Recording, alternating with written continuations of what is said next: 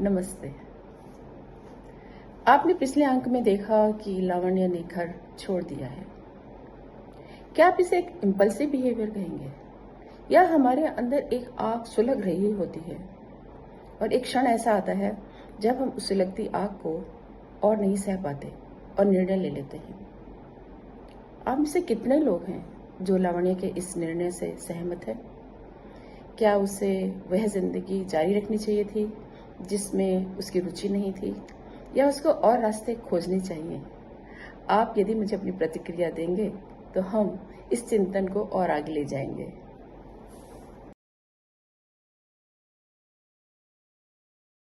बाहर बारिश हो रही थी, बिजली कड़क रही थी और अनिल जिद पकड़कर बैठा था कि वे इन चार दीवारी से बाहर निकलें और समुद्र किनारे इस बारिश का लुत्फ उठाएं।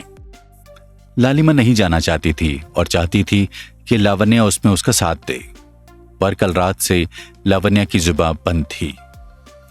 उसे अपना कोई भविष्य नजर नहीं आ रहा था, यहां तक कि अगला पल भी। अनिल ने उसकी बांह खींची और वो अपने कदमों पर खड़ी हो गई और जल्दी ही वो सब बाहर थे, भीगते हुए, कीचड़ से बचते हुए। पहले उन्होंने लोकल ली, फिर बस, फिर समुद्र तट पर चलते ही रहे। उसकी टांगों में बिल्कुल ताकत नहीं थी, पर उनमें अनिल नाम के आदमी ने चाबी भर दी थी जो खिलौने की तरह चल रही थी। अनिल जहां चाहे ले जा सकता था। रास्ते में वो जो कह रहा था वो खा रही थी, भेलपुरी, पानीपुरी और न जाने क्या क्या। उसकी भूख कहाँ शुरू होती है, कहाँ बंद होती है, उसे कुछ पता नहीं था। वो कह रहा था, मैं बाहर लावण्या को दिल बहलाने के लिए लाया हूं। लालिमा मुस्कुरा दी और लावण्या ने धीरे से कहा, धन्यवाद। समुद्र की विशालता देखकर लावण्या शांत हो गई।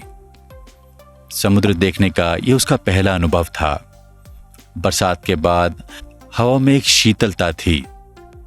उसका मन हजारों प्रश्नों से भर उठा। मैं कौन हूं, क्यों हूं, मुझे करना क्या है? पहली बार वो अपने भीतर की उद्विग्नता में नहीं बह रही थी, अभी तो उस विधाता से राह दिखाने की प्रार्थना कर रही थी, अपने लिए बल और मन की शक्ति मांग रही थी। वापसी पर अनिल ने टैक्सी ली और वो सब थके हारे रास्ते भर चुपचाप बैठे रहे। जब तक घर पहुंचे, रात घिरनी आरंभ हो गई थी। घर पहुंचे तो दरवाजा खुला था और बत्ती जल रही थी। वो भीतर गए तो पल भर के लिए लावण्य का थका हारा मन पहचान ही नहीं पाया जो सामने था। पिताजी और गुलशन सोफे पर बैठे थे। उसके पास ये पूछने की ताकत नहीं थी कि वो यहां कैसे आए, पर अनिल ने गर्व से स्वयं ही खुलासा कर दिया, मैंने बुलाया इन्हें और चाबी बाहर रख दी थी, इनके शाम तक पहुंचने की उम्मीद थी। लावण्या ने लालिमा को देखा। उसके चेहरे पर कोई हैरानी के भाव नहीं थे। उसकी ओर देखने के बजाय लालिमा रसोई की ओर चली गई। लावण्या को आराम करना था, पर वहां ऐसी कोई जगह नहीं थी जहां वो लेट सकती थी। थक हार कर उसे लालिमा की मदद करने के लिए रसोई में जाना पड़ा। तूने मुझे बताया क्यों नहीं कि तुमने इनको बुलाया है? अनिल ने बुलाया है। एक ही बात हुई ना? हम दूसरों के बारे में सोचते हैं। और लालिमा ने गर्व से एक पूर्ण नजर लावण्या की ओर फेंकी। लावण्या तेज कदमों से बाथरूम गई और वहां तब तक पानी के छींटे मारती रही जब तक उसे नहीं लगा कि अब वो गहरी सांस ले सकती है। समय आ गया था और वो पहाड़ की चोटी पर खड़ी नीचे खाई में फेंके जाने की प्रतीक्षा कर रही थी। उसका सारा वजूद खतरे में था। बाहर आई तो देखा पिताजी कमरे में चहलकदमी कर रहे हैं। गुलशन खिड़की से बाहर झांक रहा है और अनिल साफ कुर्ता पजामा पहने सोफे पर बैठा है। आखिर ये घर उसका था। लालिमा के साथ वो चाय और नमकीन लेकर आई। लालिमा का सारा ध्यान रसोई में पक रही दाल पर था। अनिल के लिए ये एक नाटक था। सब अभिनेता इकट्ठे हो गए थे। अब उसका मनोरंजन आरंभ होने वाला था। पिताजी के भाव समझ नहीं आ रहे थे। पता नहीं क्यों लावण्या को पहली बार लगा कि वो इस व्यक्ति को नहीं जानती। गुलशन इस नाटक का महान नायक सिद्ध होने वाला था। उसे कुछ नहीं करना था। उसकी विजय सुनिश्चित थी। लावण्या खड़ी थी शांति से, शक्ति संजो रही थी। वो सोच रही थी, शायद मुझे हारना होगा, पर बिना युद्ध के नहीं। गुलशन ने कहा, यह बेशरम बेहया है। इसकी जगह कोई और होती तो शर्म से डूब मरती।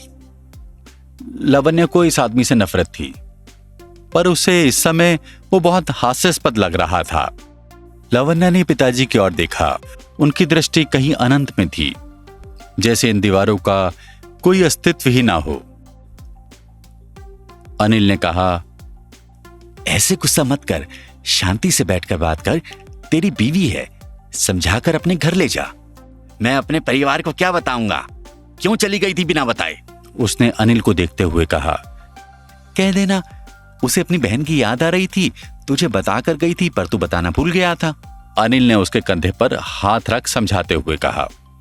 गुलशन थोड़ा कंफ्यूज हो गया। उसकी ये हालत देखकर उस स्थिति में भी लावण्य के चेहरे पर हल्की सी मुस्कुराहट आ गई। देखो इसे इस हालत में भी मजा आ रहा है, गुलशन ने लगभग चिल्लाते हुए गुस्से में कहा। अनिल उठा और गुलशन को ताजा हवा के लिए खींचकर बाहर ले गया। लालिमा कुकर लगा रही थी और अचानक पिताजी लावण्य के पास आ गए और उन्होंने स्नेह से अपना हाथ उसके सर पर रख दिया। उस स्नेह में लावण्य का मन खुल गया और वो रोने लगी। लालिमा अपना काम छोड़कर लावण्य के साथ आकर खड़ी हो गई। रो मत, अनिल कोई ना कोई रास्ता निकाल लेगा, लालिमा ने कहा। लावण्य का खून अनिल के नाम से ही उबलने लगा, पर वो उसके घर में थी और पिताजी के सामने वो कुछ कहना नहीं चाहती थी। वो पहले से परेशान थे। थोड़ी देर में अनिल और गुलशन लौट आए। गुलशन ने बड़े आत्मविश्वास से कहा, चल इस बार माफ करता हूं, घर चलने की तैयारी कर। लावण्य अपनी जगह से नहीं हिली। वो गुस्से में बदहवास सा उसके पास आया और एक जोर से थप्पड़ उसके चेहरे पर जड़ दिया। लावण्य को इतना झटका लगा कि वो प्रतिक्रिया ही नहीं दे पाई। ये काम आपको बहुत पहले करना चाहिए था, ये बिना लगाम की घोड़ी है, लालिमा ने कहा।